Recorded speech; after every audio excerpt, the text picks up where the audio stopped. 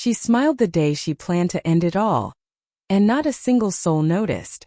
She always smiled. Always. Since she was little, people praised her for being the cheerful girl, the one who laughed easily, who lit up the room with that warm grin. They loved her laughter. They adored how she seemed to carry sunlight wherever she went. But no one ever questioned what it cost her to keep shining. No one asked why her eyes sometimes looked hollow, even as she laughed. Why her shoulders tensed when someone raised their voice. Why she often zoned out, staring at nothing, as if lost in a memory she couldn't quite escape. She learned early that her feelings were inconvenient, that her tears were burdensome. So she tucked them away deep, far from anyone's reach. She became an expert at hiding pain behind bright eyes and gentle jokes. Parties, she was the life. At work, she was dependable. At family gatherings, she was the peacekeeper. The one who held everything together so others didn't have to worry. Inside, though, she was unraveling.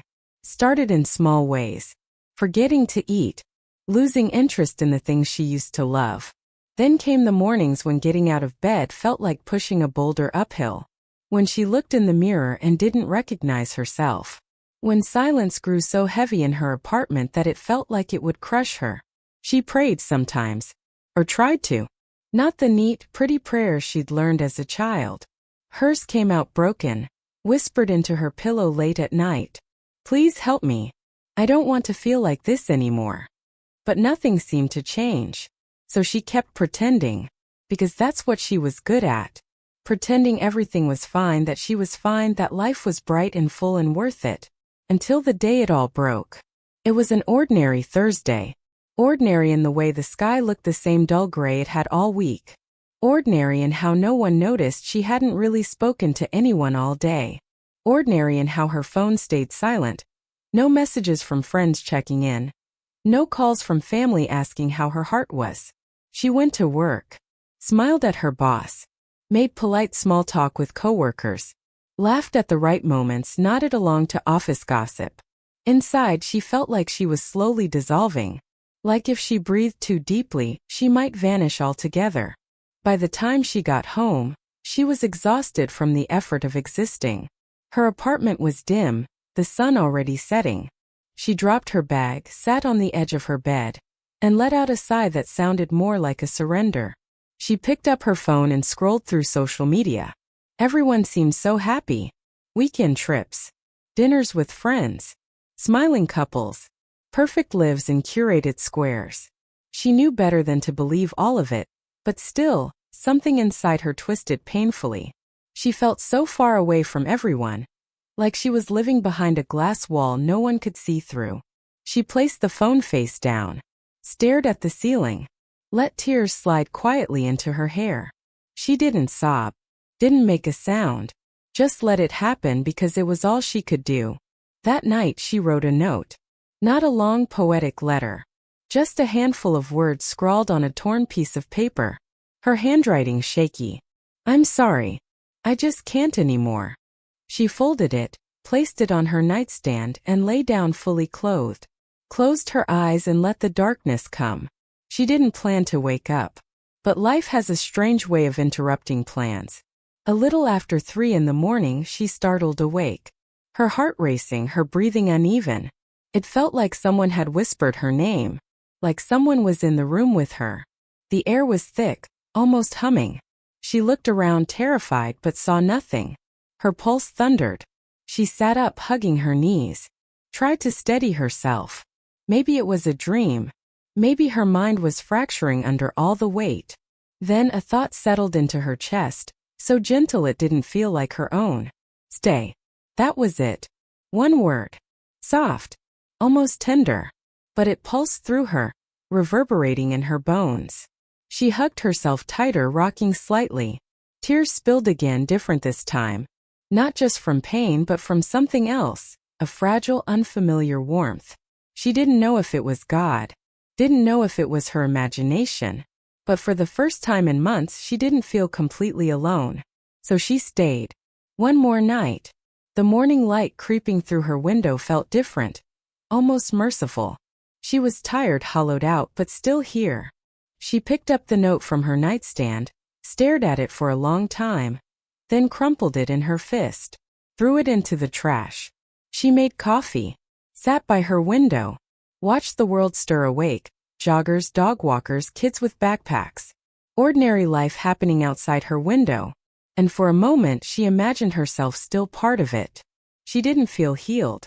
Not even close. The ache was still there, heavy as ever. But that small voice, that single word, it lingered. Stay. Stay. Stay. She went to work again. Same office, same people, same meaningless chatter. But she found herself looking at people differently, wondering how many of them were smiling through private wars of their own. There was the receptionist with hollow eyes and forced cheer. The manager whose hand shook slightly as he held his coffee.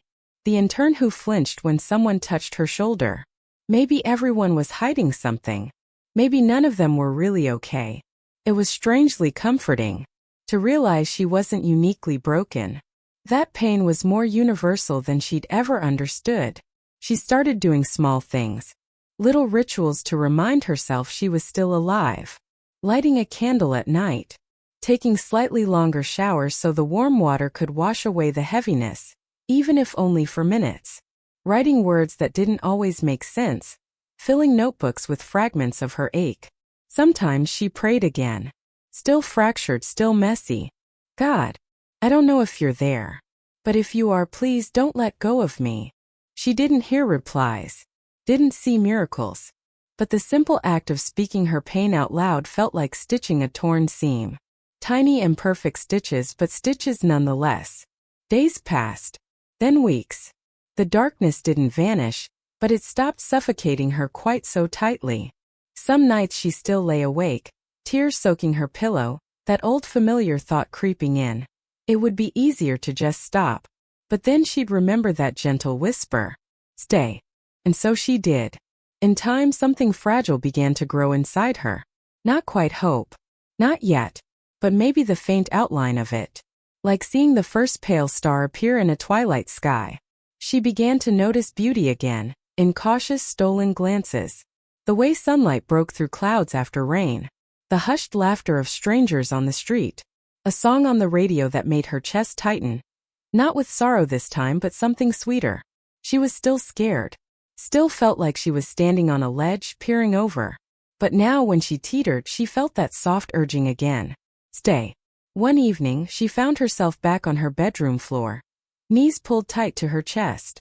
The old sorrow curling through her ribs like smoke. But instead of closing off, she let herself weep. Really weep. Ugly, trembling sobs that shook her entire body. And somewhere between breaths she whispered, God, I'm so tired. Silence. Then deep inside, that same gentle brush against her heart. I know. But you're not alone. She didn't see angels. Didn't hear voices from heaven.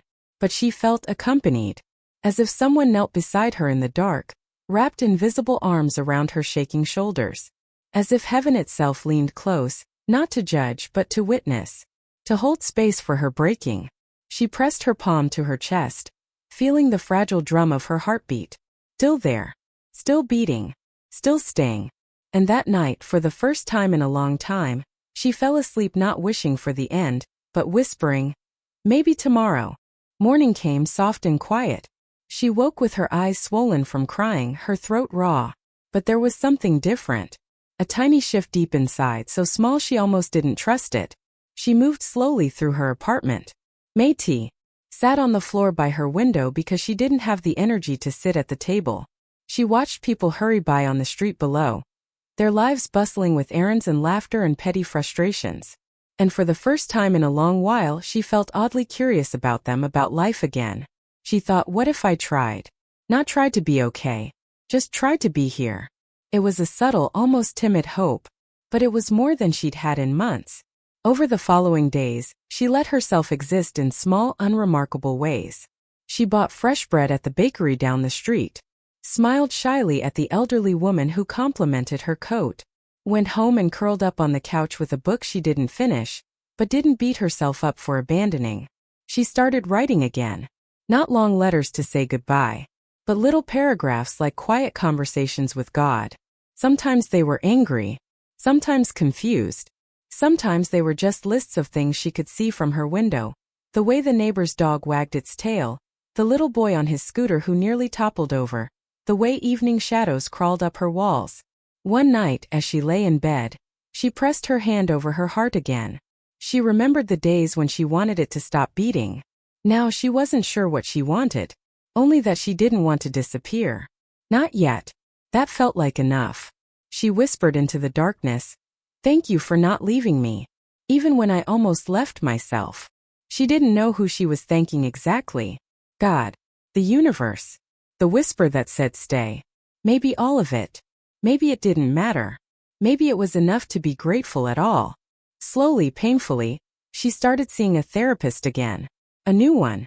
Someone who didn't give her easy solutions, who didn't brush past her silence. Someone who asked questions that made her chest ache and her eyes sting. Who taught you that your feelings were too much? When did you start believing your tears were problems to be fixed? She didn't always have answers. Sometimes she just stared at her hands, twisting her fingers together. But somehow, even sitting in that uncertainty felt like progress. Like she was finally allowed to hold her own sadness without shame. She found a church. Not the one she grew up in, filled with rigid rules and cold benches. This one was smaller, gentler, lit with candles that flickered like tiny promises. She didn't stand up and sing. Didn't memorize creeds. Mostly she just sat in the back, eyes closed, letting the music wash over her. And there in that dim light, surrounded by strangers who carried their own invisible burdens, she felt something soften inside her. As if heaven wasn't a distant throne, but a quiet presence that chose to sit beside her, right in her mess. Days turned into weeks. Her scars didn't vanish. Some mornings she still woke up heavy, tangled in old griefs. Sometimes she still pressed her face into her pillow and wished to vanish. But then that whisper would return, that gentle urging that seemed to come from everywhere and nowhere at once. Stay. And so she did. Over and over. One hesitant morning after another. She started noticing beauty in ways she never had. Not because life suddenly became perfect, but precisely because it wasn't. Because broken people still laughed. Because flawed days still held sunsets. Because tears didn't erase the sunrise. She met a woman at her therapy group who wore bright scarves and laughed too loudly, but who confessed one evening that she too had almost ended everything. They cried together in a coffee shop, sharing silent confessions that words couldn't hold. She began volunteering once a week at a shelter. Not out of noble selflessness, but because it reminded her that pain wasn't unique to her, and somehow that made it easier to bear. Watching others battle their own storms made her braver to face hers. One evening months later, she found herself on a quiet walk through her neighborhood. The air was cool, the sky brushed with shades of deep lavender and fading gold. She paused under a street lamp and tilted her head back, watching a single star tremble into view. She remembered all the nights she had lain in bed, begging for her life to end. All the mornings she resented waking up. And yet here she was under a vast velvet sky, breathing in air that tasted faintly of rain. Tears sprang to her eyes, unexpected but gentle. She hugged herself and whispered almost like a prayer. "Thank you for not giving up on me, even when I had." She realized then that maybe God didn't live only in cathedrals or hymns. Maybe God was in this very breath. In the pulse beneath her skin. In the quiet company of the night air wrapping around her shoulders. Maybe God was the soft voice that said stay. The subtle warmth that held her while she shook. The presence that never flinched from her darkness. Weeks later, she found an old journal buried in her closet. Flipping through its pages, she found lines written during her worst nights. Words scrawled in frantic handwriting. "I can't do this anymore. Why doesn't anyone see me? I just want it to stop." She pressed her palm against the page, as if comforting her past self. Whispered to the girl she'd been, "We made it. We're still here." She didn't feel triumphant. This wasn't some victory march. It was fragile, tender, but it was real. And that was enough.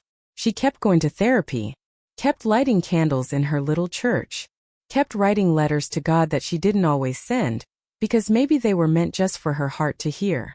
She stopped pretending her life was flawless. When friends asked how she was, she sometimes said, "I'm struggling today," and found that honesty didn't drive them away.